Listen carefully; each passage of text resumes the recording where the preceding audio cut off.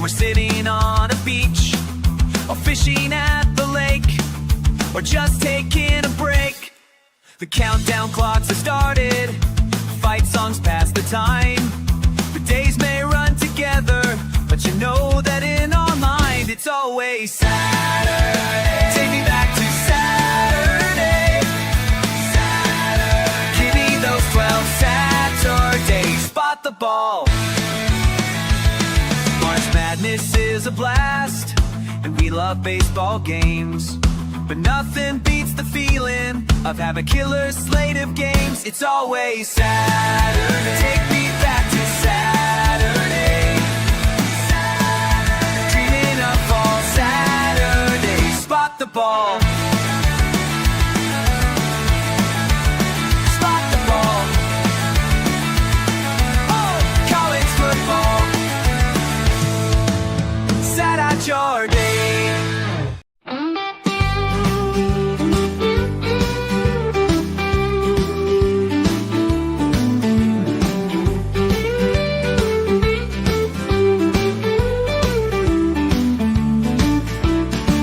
It's for the large and for the small. Lay a big hit and pass a kickball. This game is for us all. From Seattle down toward the Keys, this game is you, this game is me. Cats, dogs, and steer, be the tree. This game is America, so sing it loud with me. College football forever. College football forever. Downtown LA, Starkville sit.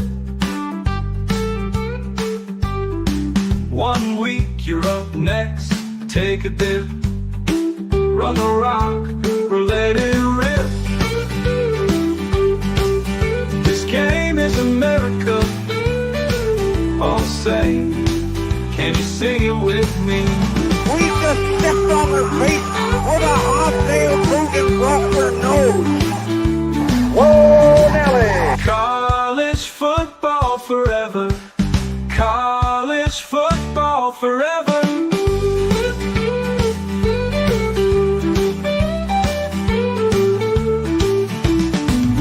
College football forever. College football forever.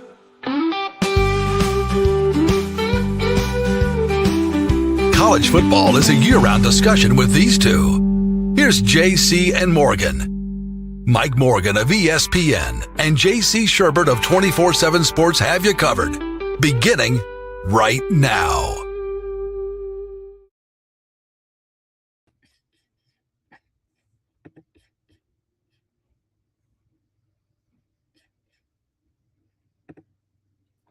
Sorry about that. We had a little technical flaw there. Welcome, everybody. It is another installment of JC and Morgan. JC on assignment. Hopefully, he'll be back here soon. We are part of the Chief Sports Network and college football forever. Had a week off last week. A lot of things going on. Could have easily punted July 4th week. But you're talking about two guys that don't take weeks off. Two guys that love the college football sport 52 weeks out of the year. And I know my man that you see on the screen there to the left is hard at work on something when he's not handicapping soccer and horse racing and everything else. You know him as the Bear. His name is Chris Fallica, now with Fox Sports, formerly of ESPN. And I was thinking about this, Chris. You're like one of the few people we have not had on this show yet, and that's my bad because while we don't know each other intimately, we know a lot of the same people. Yep. We've come across each other more than a few times. One of my former co-hosts, Heath Klein, we used to do a pick contest, and I always knew when he got advice from you. He'd be very arrogant on certain picks. I was like, let me guess, you got that one from the Bear. Maybe? Okay, I got you. Anyway, it's a pleasure to have you on. I know I speak for a lot of people that listen to this show. I'm just a fan of yours. I can't even like totally put my finger on it because we're not huge handicappers. This is not a pick show, although as an announcer, we all know the spread. You know, you don't do 20 hours of research for a game and not know the spread. And I loved your presence on game day, and I love what you brought to the table and now on Fox. So let me start by saying that, butter you up a little bit before we get started.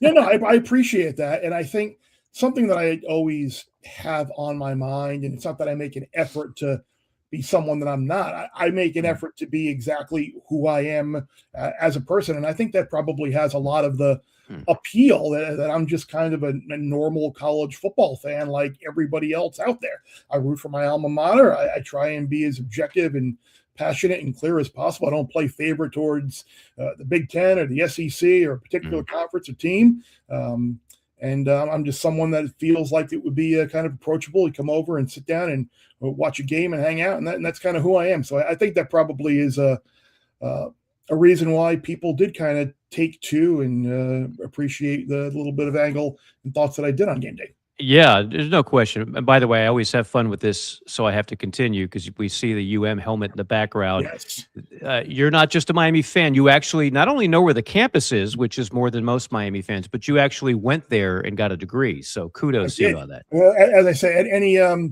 I'm from one of the two places University of Miami students are. Either you're from South Florida or you're from the Northeast in New York, along New Jersey and Long Island. So that's right. That's where I am. But yeah, 5821 Santa Maria Drive, the University of Miami Athletic Department. No, there you go. I'm well there. You want to go to lunch at the Big Cheese? Where do you want to go in South Florida? Hey, I'm down. I've been to the campus. I have friends that went there. They're much smarter than me. They're like doctors and lawyers, and so they're pretty legit. But and then there's us talking college football. And then there's boobs like us. And we have like not real jobs. Exactly. But no, one of the things I loved about your background, and for those that don't know, and I'll bet you there's a lot of younger people. I mean, we kind of run the spectrum of age here, but there's probably a lot of 20-something-year-olds that only know you as the Bear on TV. They don't know you as the guy who was grinding, which I have a lot of respect for, as a research analyst behind the scenes. That's how you got your start in Bristol, correct? Yes. I was before they started throwing me on air. I guess it was around 2012. I think was the first year I started doing stuff on air. No, I had been with College Game Day as a research producer, grew into that role since 1996.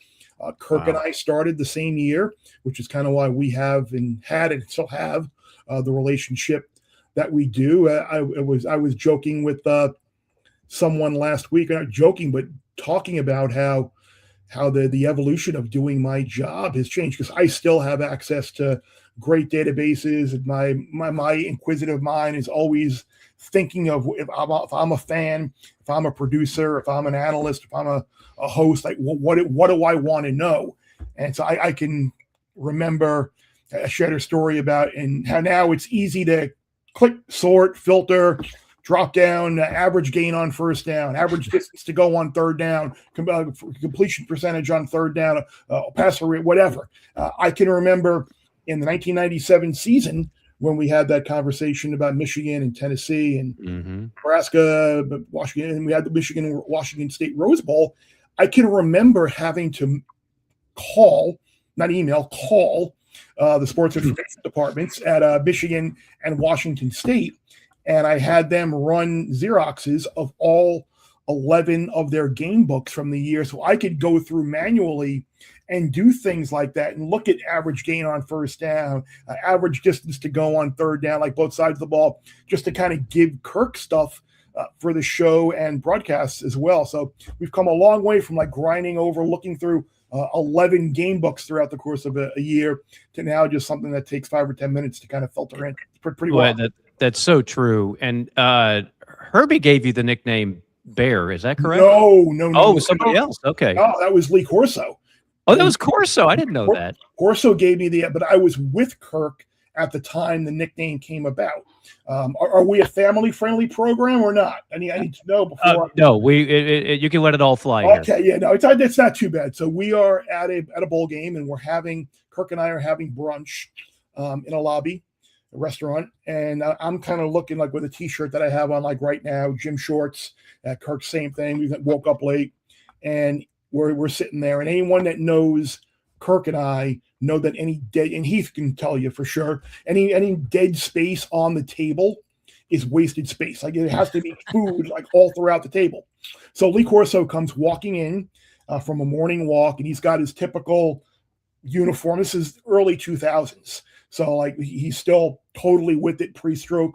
Always, and he still went for a walk and exercised even after the stroke. But he comes in, he's got his black leather jacket, blue jeans, white tennis shoes, and Lee never made any like qualms about trying to hide or like not be noticed. So Lee comes walking in, sees Kirk and I, and in typical Lee fashion, yo, Kirk Street, Chris Fallica, how you guys doing? And now here's us who were trying to look incognito. Now everybody knows we're here, and Lee makes a beeline over to the table. And Lee looks at the table. He looks at Kirk. He looks at the table, and he looks at me, and he just shakes his head and goes, Fallica, look at you. You're just like a bear. You eat, you sleep, you shit, you go take another nap, and you do it all over again. You're a bear. So it stuck. It stuck. That's fantastic. I never knew that whole story, but for some reason, I just thought the nickname fit all the way. Like that. First of all, it's a cool nickname. I don't know many other people nicknamed the Bear, but it obviously other than Paul Bryan, right? Well, yeah, that's true. I'm trying to think of like general people in our profession, not necessarily coaches or even. I'm sure there's been a few. There was Florida State had a guy named Pooh Bear Williams. Yep. Did they? Mm-hmm. Yeah, back in the day. That's an all-time nickname. But like, was it Francesa? Was he not the research analyst for Brent Musburger? Yep, he did research for CBS for college football. Yeah, for the longest time before it ultimately turned into the insane career that he had. And he was obviously someone growing up in the Northeast. I grew up listening to Mike and the Mad Dog, and I was fortunate enough to work as an intern one summer at WFAN. So I got to. It was a great way to structure the internship. You did three days a week.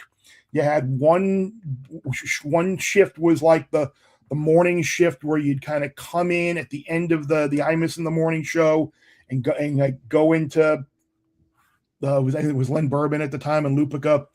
And then you have that. Then you do one that was the Mike and the Mad Dog show and something else. And then you had a late night. But it was awesome. And there were so many people there that Steve Levy was there at the time. Ian Eagle was there at the time. Steve Summers,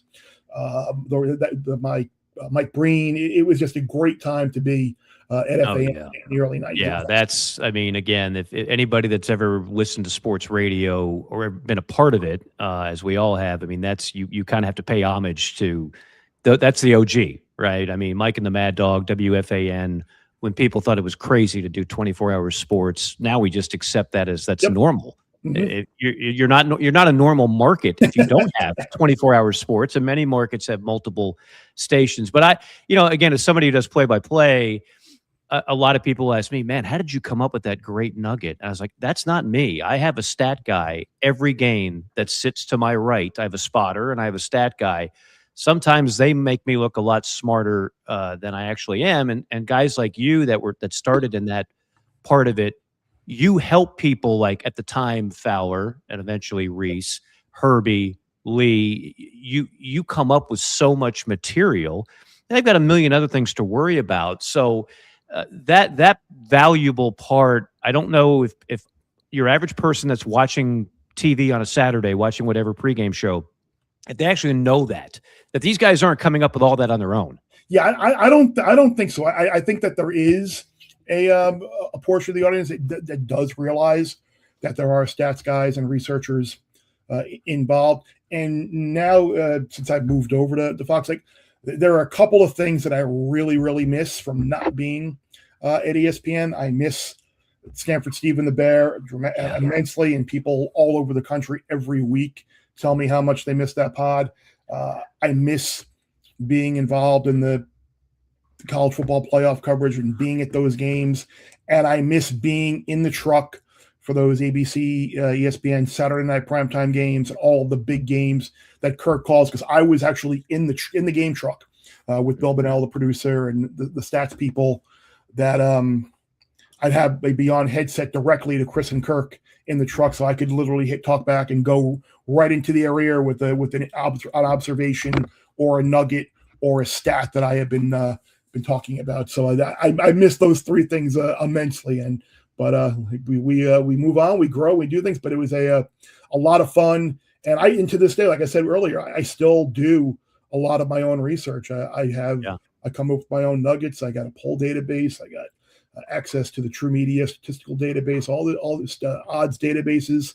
So all this stuff, I'm still I always, even on people know me, like I said, as a handicapper now, the newer, I still am a researcher at heart, and that kind of is the root of all my information. Like it's interesting because there's like the conflicting schools of thought. Like the handicapper school of thought is like all of these, it's all history, nonsense. We just want to know power ratings, what's the best number, where do we find an edge? Whereas I don't agree with that. I think there is something to be said for a historical angle, a historical. Now, the teams may change, the players may change, the coaches may change, but the types of teams and situations don't change.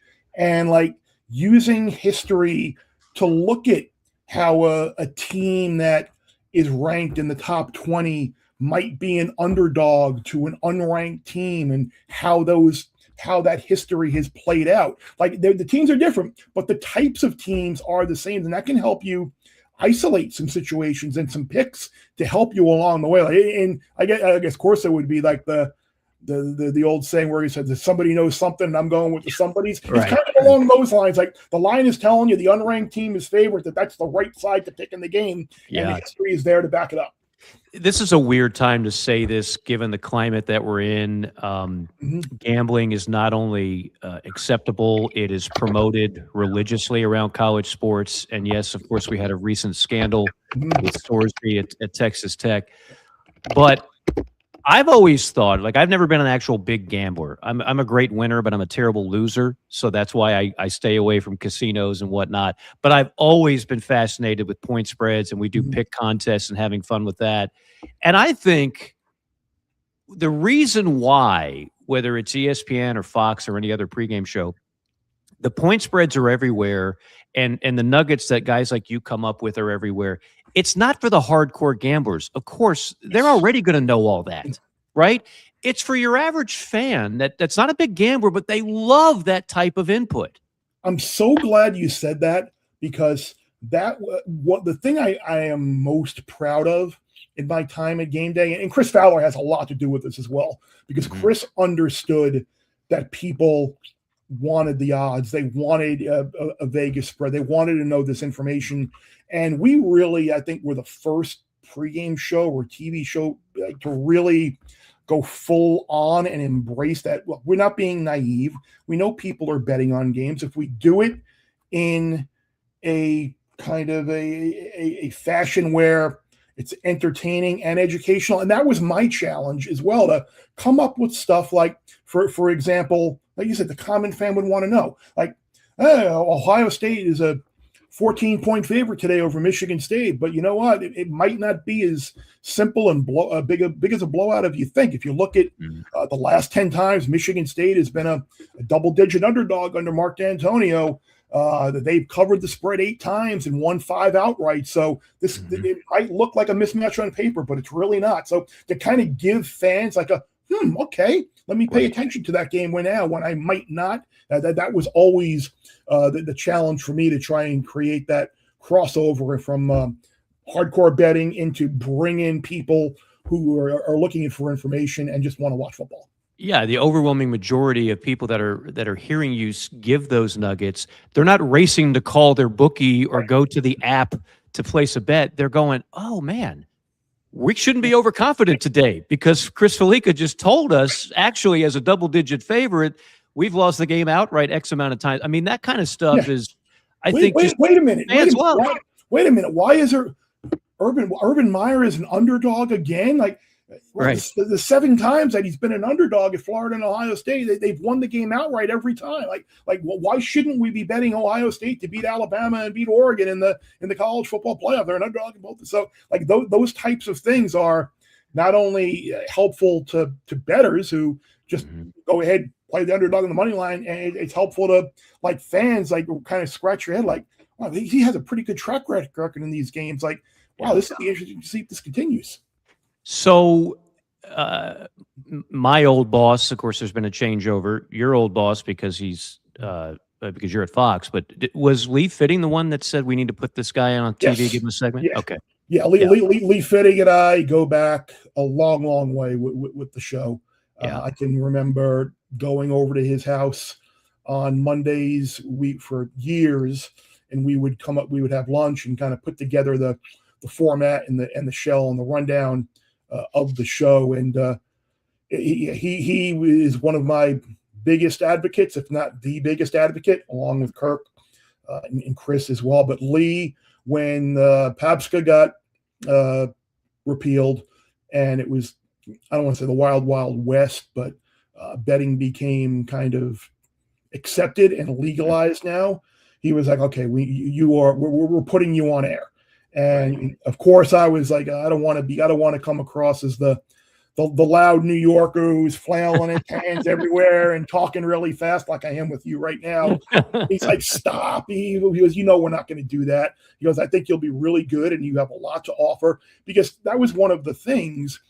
Like, I would be very animated and very vocal because I'd have all this information that I was looking up for the show, and maybe the guys didn't necessarily know where to see it or couldn't deliver it in the way that I did. So in meetings, I would be very animated about, guys would pick a favorite, no upset, and I'd be like, oh, here we go again. All the favorites win all the time.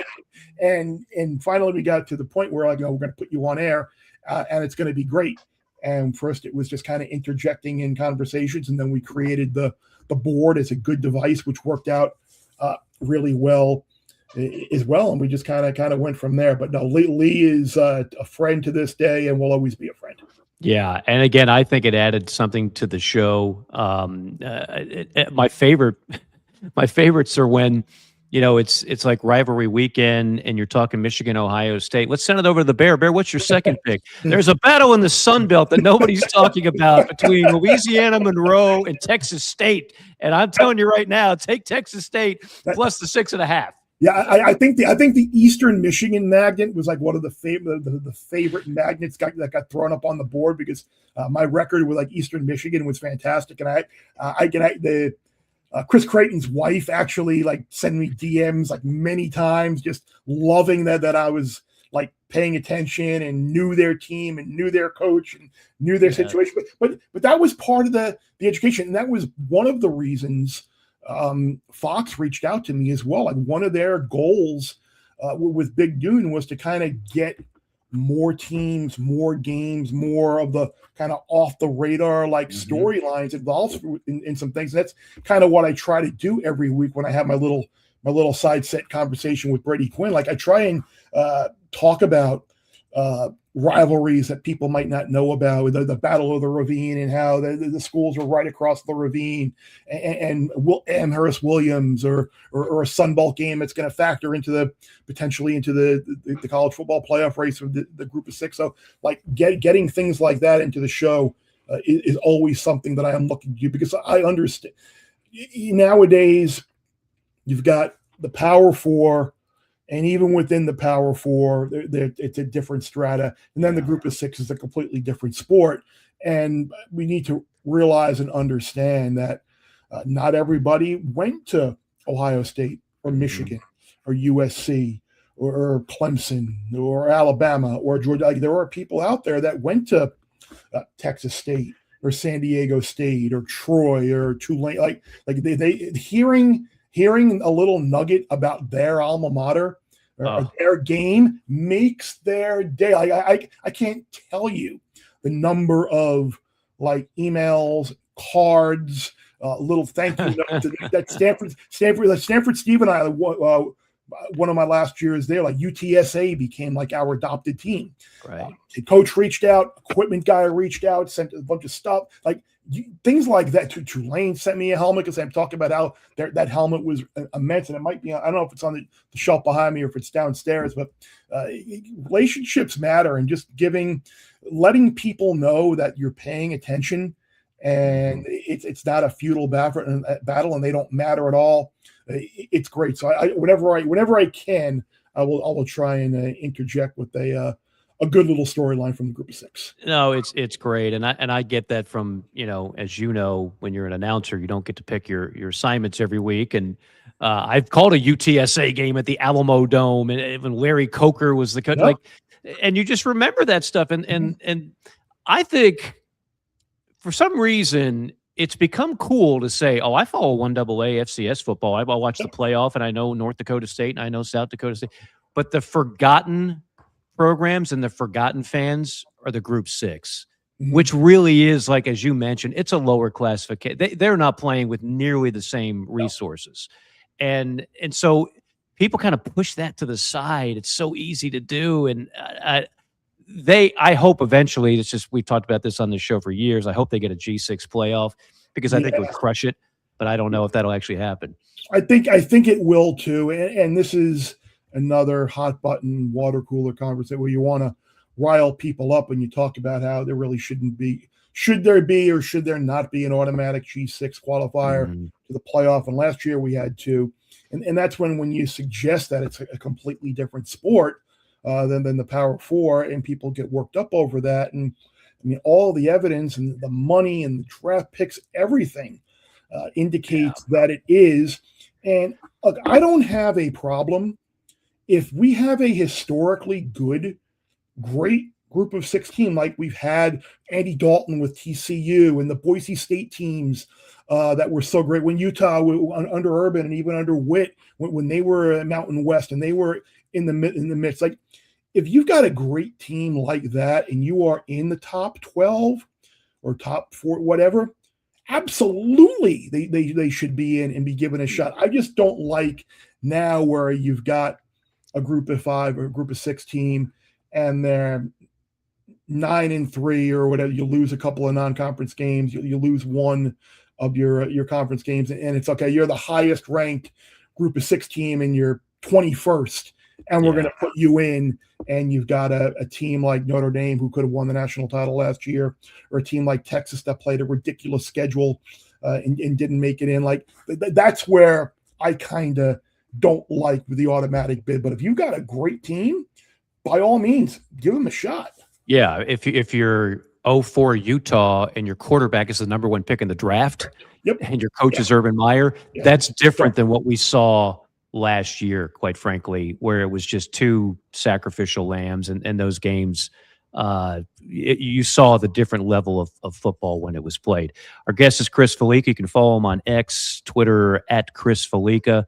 He's with Fox Sports, and many of you know him as The Bear. We're going to get into this year. There's a number of things I want to ask you about this year, but I'm going to ask you this real quick. Biggest college football hit in terms of something you forecasted, whether it be on a game day set or anywhere for that matter. The one where everybody was like, damn, Chris, how'd you pull that one out?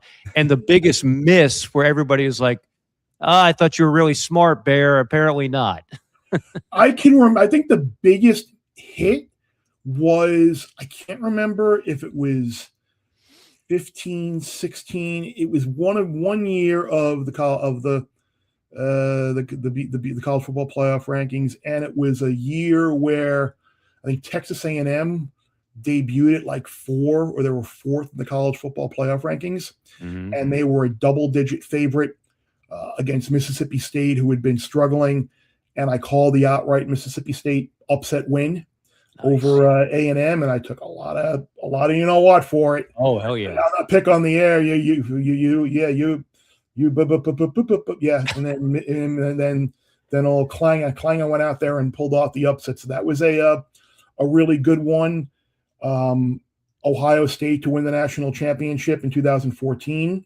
You had that at the beginning of the year. Beginning of the year, really? If you remember, that was when They lost Virginia Tech. They lost to starting quarterback, and then they lost to Virginia Tech. Yeah. And then you lose your quarterback again prior to the playoff, and Cardale Jones comes in, and they still wind up winning. So that worked out well for me. Ooh, what kind of odds could I have gotten on that? Beginning of the year. I got I think it was 8-1, and then I bet them again after the loss to Virginia Tech, because it's one of the good things about like my knowledge of like the way the system works, knowing that Ohio State, if they won the Big Ten, they were going to be in the playoff, and you got a great price. Same thing happened in the year that Pitt wound up going to Death Valley and beating Clemson. That was 16. After that loss, Clemson went from like 7-2 to like 6-1, and I go, wait, I'm like, the loss ultimately means nothing. Like, they're going to win the ACC, they're going to get in the playoff, and like, so that was another one that worked out last year. I was tooting Miami's horn whenever I could, because I have good connections within the program, and I knew how good this team was. Remember, early in the year last year, we were having the conversation, who's the best team in the country, Miami or Ohio State? And then Miami had like 9 starters out against SMU, and late penalty, they wound up losing that game. And then at the end of the year, they're playing the best football they could. But after the SMU loss, they fell to like 150-1 to win the national title. Wow. And like, I'm like, okay, like fine. But knowing that if they got into the same like discussion as Notre Dame, they were going to pass them, they were going to be in the playoff, and just knowing how good they were, like, okay, I'm going to take a chance on that. Now they didn't win the game, but at 150-1, you're in. It's like, I'm trying to think of some of the swings and misses. I mean, there have been many for sure, and I'm sure fans will let you know about it. I was going to say, I'm sure the SEC fans will let me know. I bet. Clemson against LSU, that was a bad one. When Burrow and LSU absolutely annihilated 2019 Paris Clemson in 2019. Yeah, that was a very, very bad one.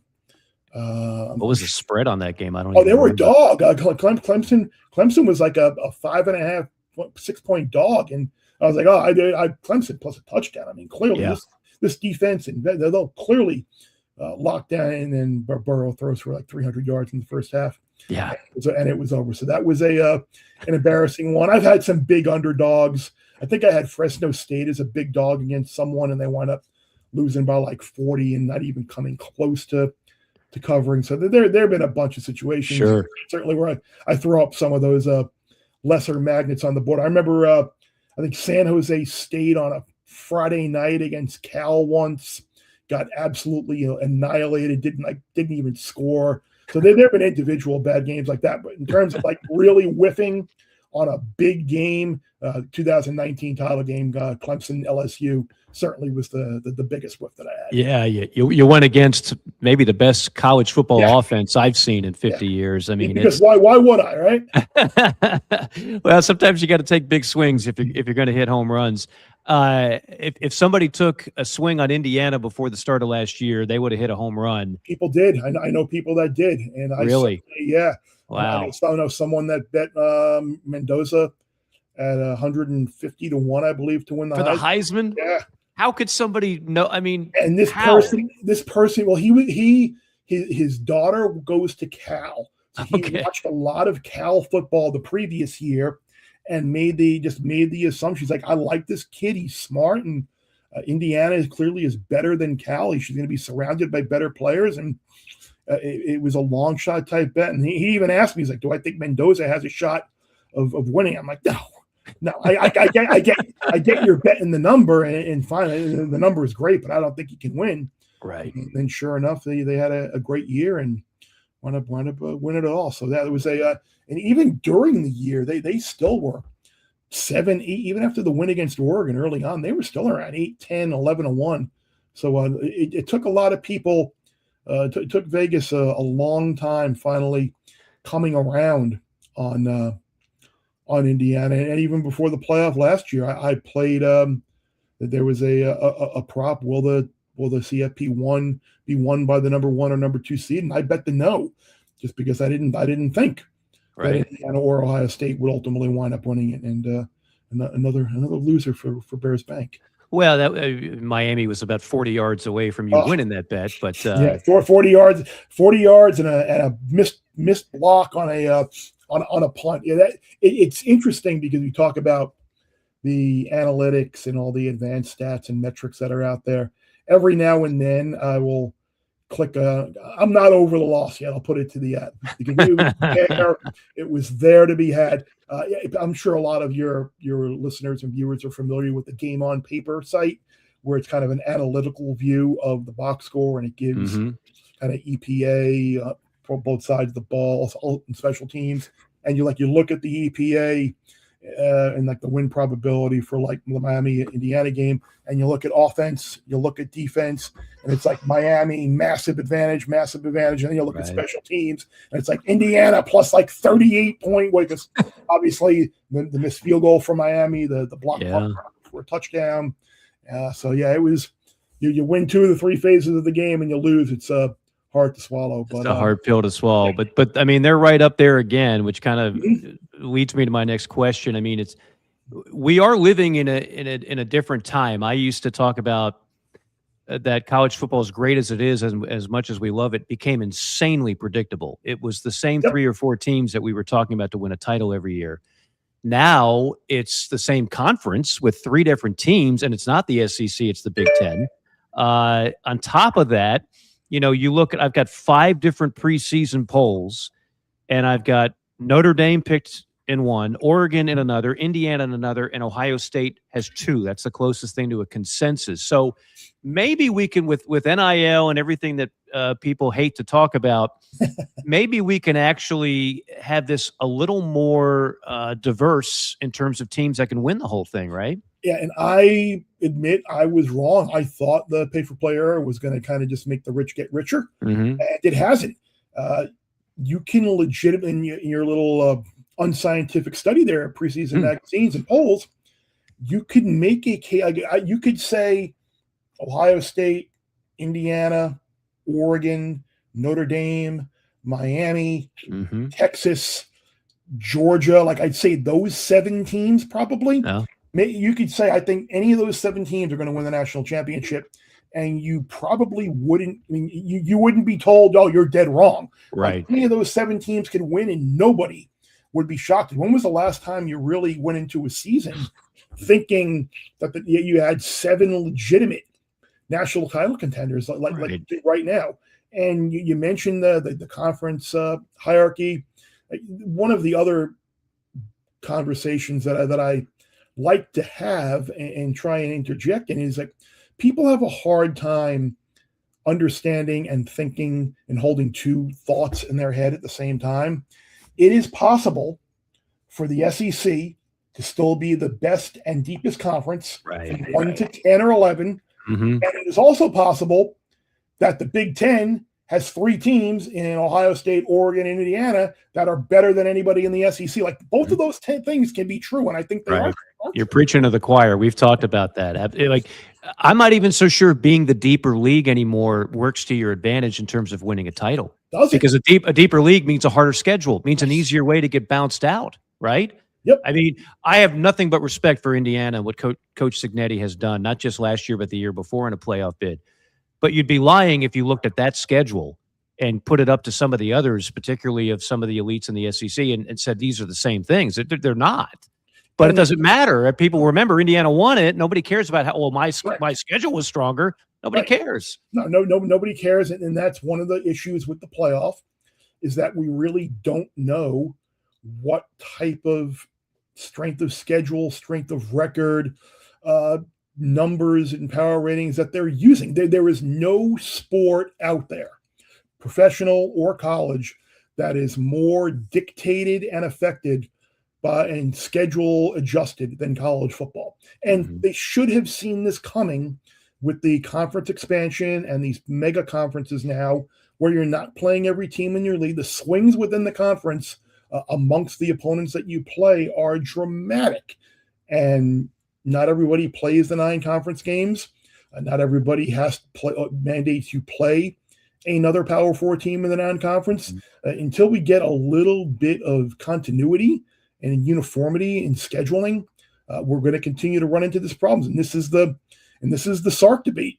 Like, I should have mentioned Texas Tech before, make that 8 teams. That conversation. That's what Sark is talking about with like Texas Tech and their schedule, and saying, yeah, I could play my backups against Texas Tech's schedule and go 10-2 and make the playoff. And he's right.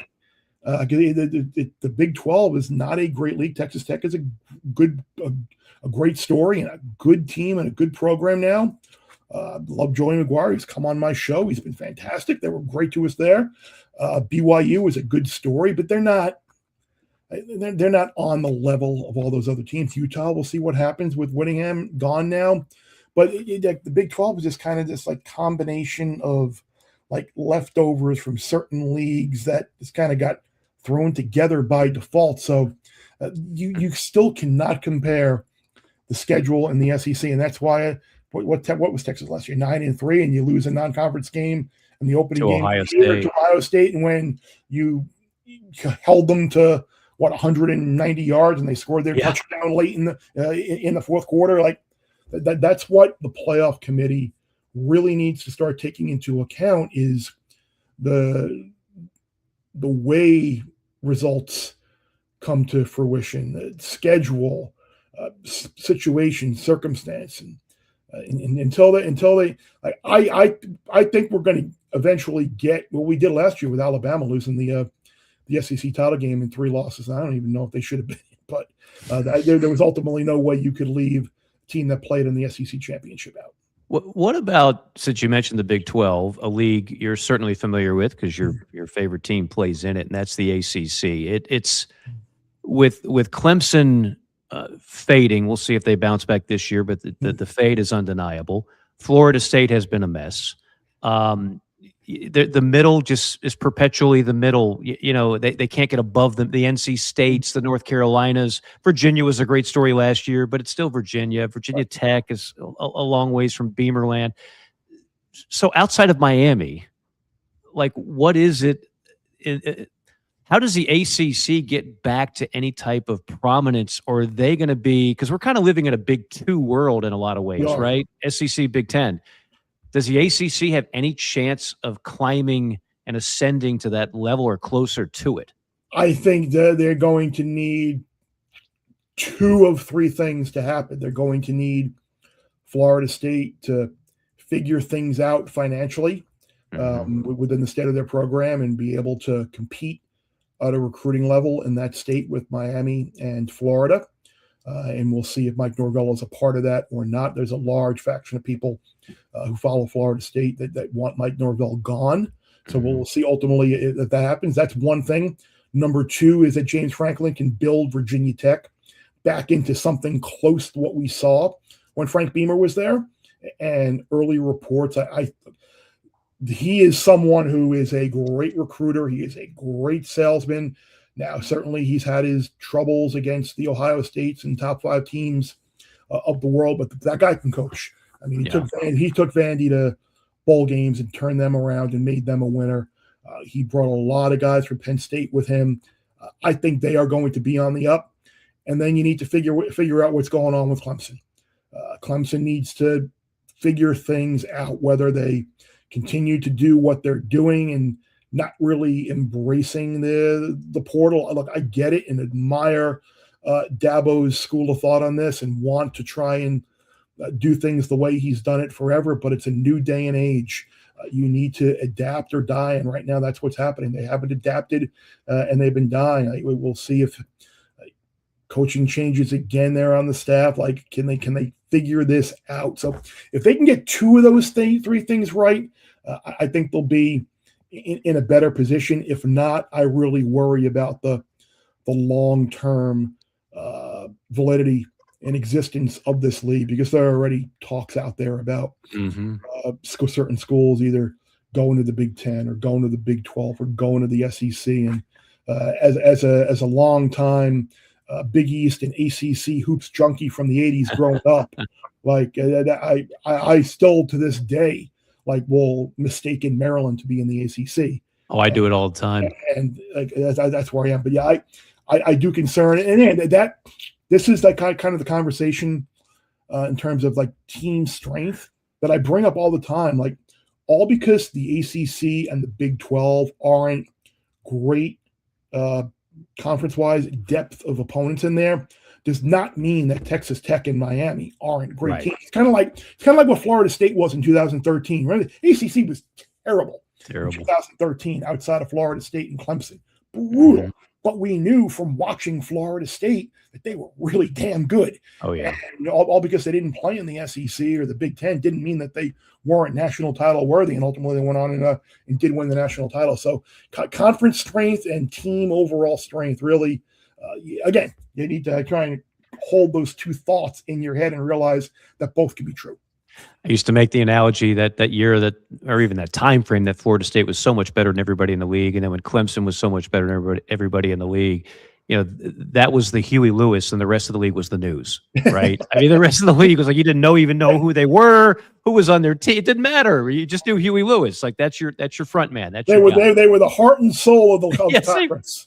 They were walking a thin line. Hopefully, they didn't need another drug. There we go. That's the problem. They needed another drug. They needed a drug to come on stage with them. That's right. We just covered the whole sports album, I think. Closing minutes with the Bear, Chris Fallica. So let's turn it to 2026. We don't have to go. You can either do odds or just who you like in general. You don't have like a magazine, but do you post like a preseason top poll, or how do you do that? I do not. I will post some preseason thoughts, and I did a little preseason burning questions post a couple of months ago on Fox Sports. I posted some season win total thoughts. We'll have some Bear Bets pods coming up on college football once the World Cup finishes up.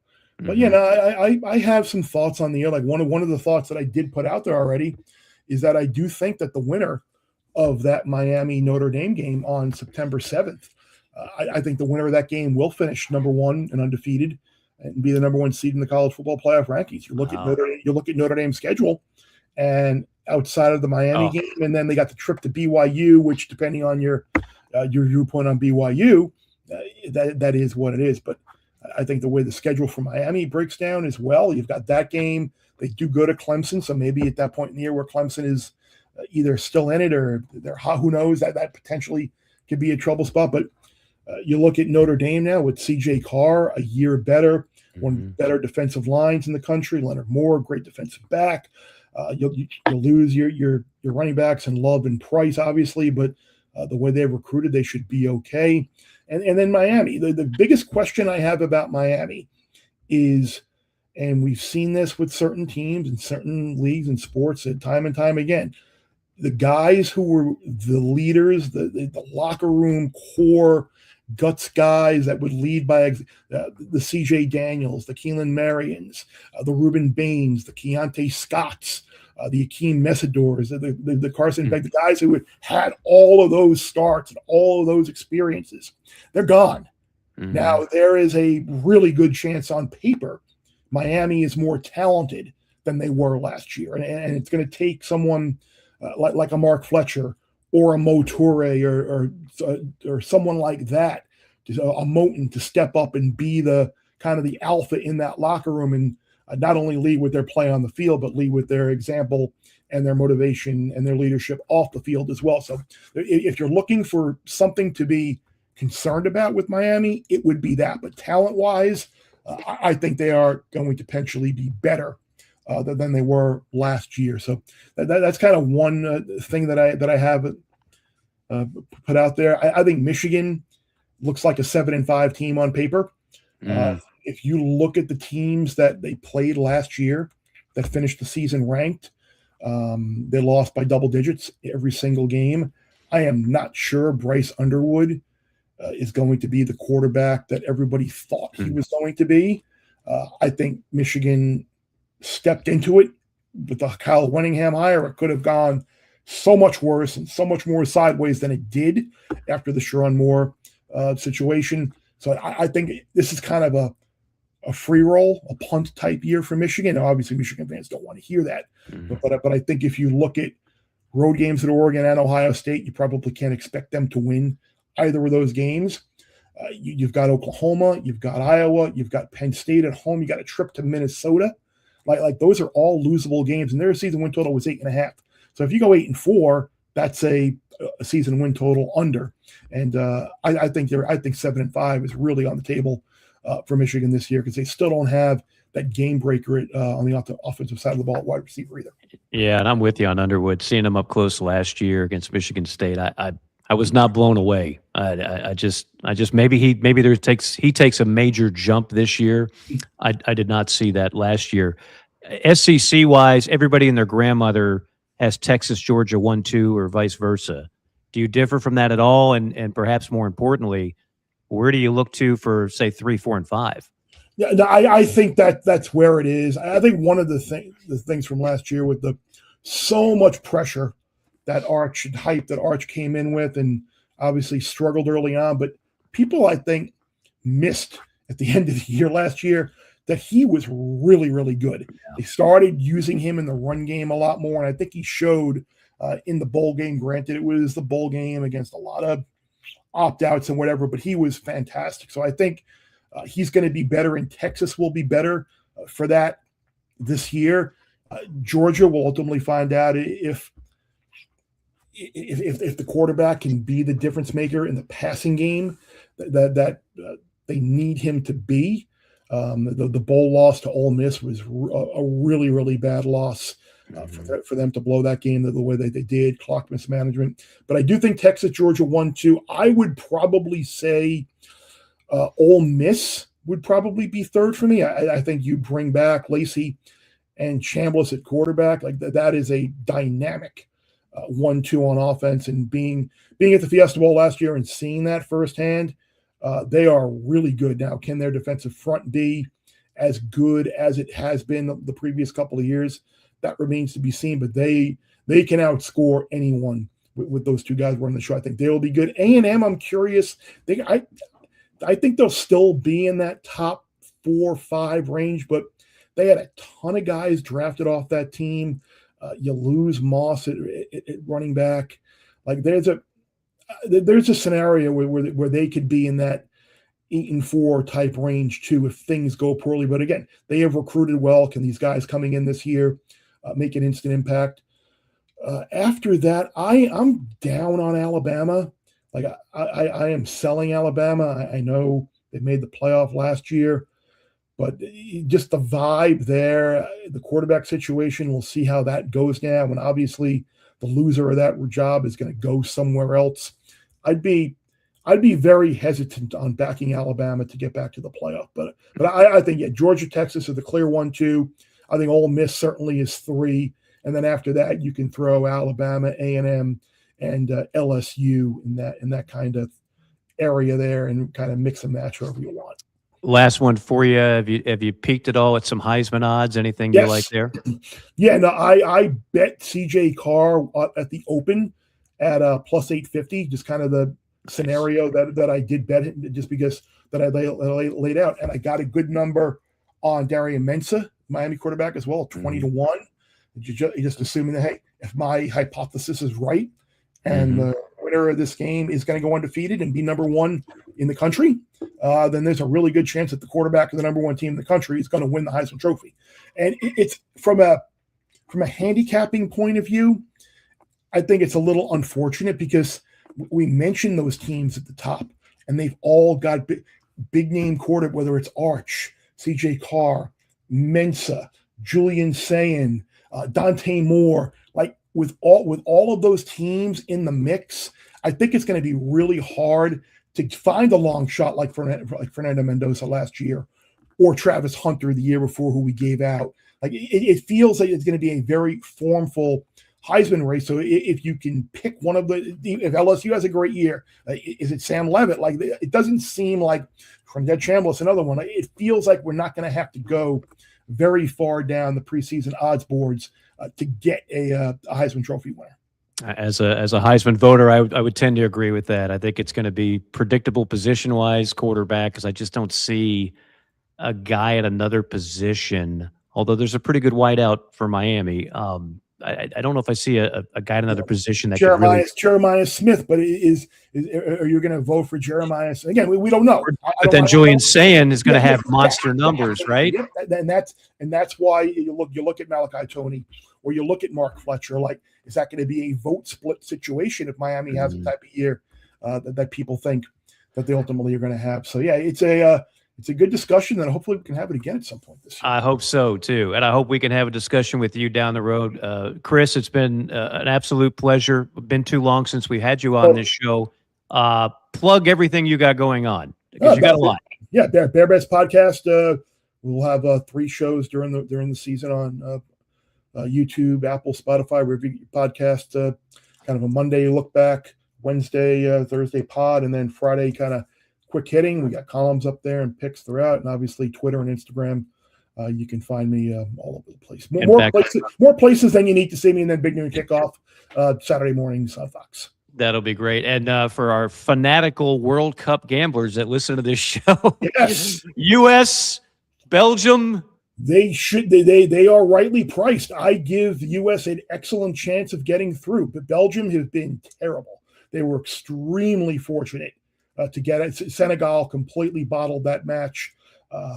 It'll be interesting to see what kind of lineup Belgium comes out with, because they were clearly better without Kevin De Bruyne and Jeremy Doku on the pitch, and the backups came in and played well. But I give the U.S., even without Flo Balogun, a really good chance to get through, because outside of the late rally yesterday and then a 5-goal performance against a terrible New Zealand side, Belgium have been bad. So I think the U.S. has a great chance to get through to the quarterfinal, where ultimately I think it will come to an end against either Spain or Portugal. But if they get to quarterfinal, as far as they've ever gotten, and they certainly will have earned it and really united everybody here and everybody rooting for the home team. It's been a heck of a story, and I will say this in closing. I know a ton of people that have never bet on soccer in their lives, but they are on their phones, and they are placing whatever wager they can. So they've caught the fever in a number of ways.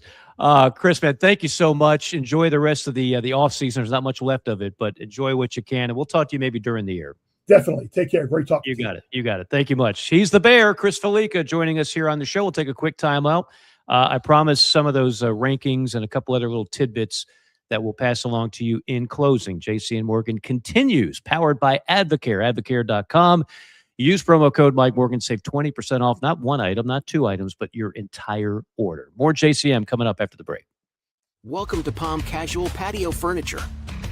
Because we are the factory, Palm Casual has the ability to offer the highest quality outdoor furniture paired with world-class service. Since 1979, our factory showrooms have done our best to make the buying process as easy as possible for our customers. Our understanding of the many factors that go into your decision has helped us create our 30-day trial period that increases the level of comfort our customers feel during the shopping experience.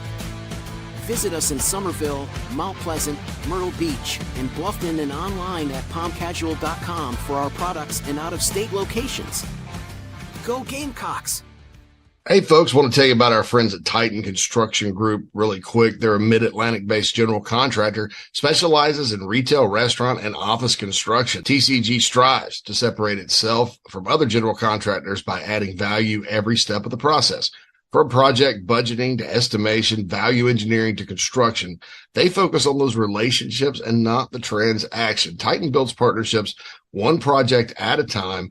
Among their clients are Starbucks, Crumble Cookie, Blake Pizza, Home Goods, 15 plus years experience, based in Midlothian, Virginia, and contracted in Virginia, West Virginia, North Carolina, and South Carolina. So get on their website, TitanCGinc.com. That's TitanCGinc.com. Get in touch with Brad if you're in need of a general contractor that focuses on going above and beyond for their clients. That's Titan Construction Group, a proud sponsor of the JC and Morgan podcast.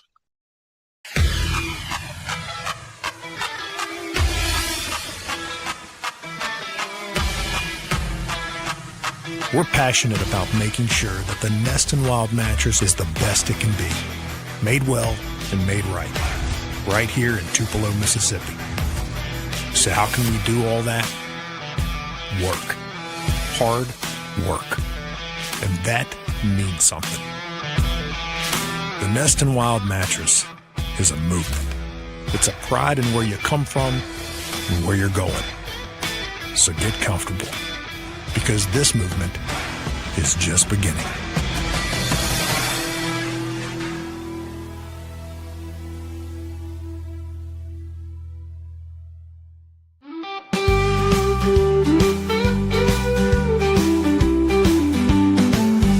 This is JC Morgan On the Chief Sports Network. College football. Forever.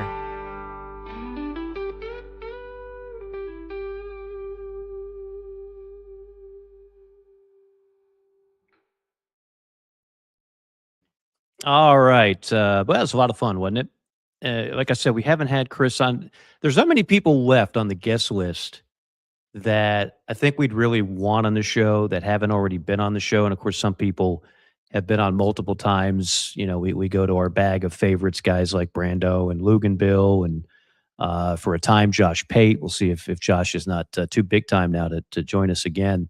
But just there's some people that I've always admired, and I just kind of, quite frankly, just slipped my mind. But Fallica would be a great weekly guest, quite frankly. And, you know, obviously did great work at ESPN and is now doing it for Fox. So happy for him. Again, a grinder, a guy that behind the scenes, before you ever knew the name, was doing a lot for the people you see sounding so knowledgeable on TV. And for those of us that work in that industry, I can tell you a lot of the things that we come up with that sound incredibly smart are because of guys like that are working behind the scenes. So thanks again to Chris. Thanks again for everybody tuning in here today on July 4th week. We'll be back with another guest next week. We're not taking vacation around here. But I thought this was interesting.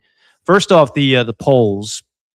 There's 5 magazines out now, and I think just about everyone, Cianza, who we did have on the show, Pick Six Previews, I think his comes out this week. I'm waiting for my hard copy, but he does a great job. And again, he's the opposite of Phil Steele and Phil's 370 some odd pages. He is nothing but Power 4 teams. And every statistic is in contrast to the other Power 4 matchups. So if you're just stockpiling stats against an FCS opponent, that doesn't really count in his world. I do like that as an alternative. But he doesn't have his poll out yet.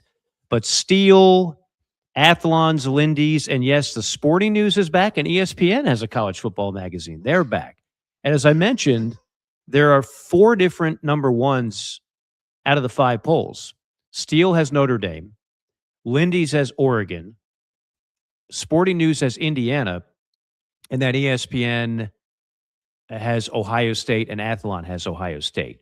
So we're not used to seeing that many different number ones. You know, you go 2 through 10, and you're going to see a lot of the usual suspects. There's going to be, as I just mentioned, the 4 number ones: Georgia, Texas, Miami.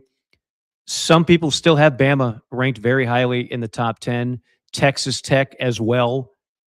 Some have LSU. Other people think LSU is going to fall flat. Quite frankly, a lot of people are hoping Lane Kiffin and LSU fall flat. You know, ESPN has, Sporting News has Southern Cal in the top 10 and Oklahoma. So to go back to one of the points that we discussed with the Bear, it's more of a diverse pot, if you will, at the top. It's not the same where we went into a pattern where every year was Alabama, Clemson, Ohio State, and then we added Georgia, but we are now at the point where once Indiana wins a national championship, and we did that show right after they did. JC and I were live on this show. It's one of our most listened to shows ever. And the majority of the people that tuning in were not Indiana fans, but so many of you were giddy because you just, no matter who your school is, who you're a fan of, if you see Indiana win it, and you're like, if they can do it, anybody can. I mean, I had my first trip ever to Bloomington this year, and it's a beautiful campus, massive enrollment, a lot of things that if you didn't know any better, you would say you're at an SEC school. But when you go to that stadium, it doesn't feel big time, honestly. It just doesn't. And they had no tradition. They were the laughingstock of Division I. Forget about the Big Ten for so many years. So what Cignetti does is he just convinces everybody I can do it. I can do it.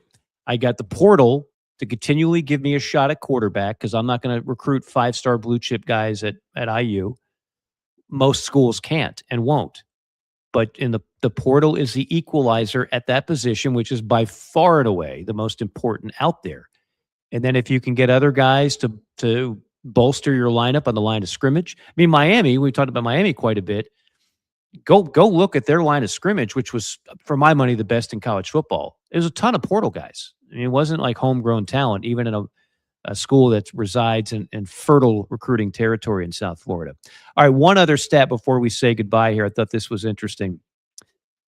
The last 10 national championships ranked in rushing offense, how many do you think are actually in the top 10? You know, for years, you'd have the guy who thought he was kind of splitting the atom by saying, I'll tell you the key to winning in college football.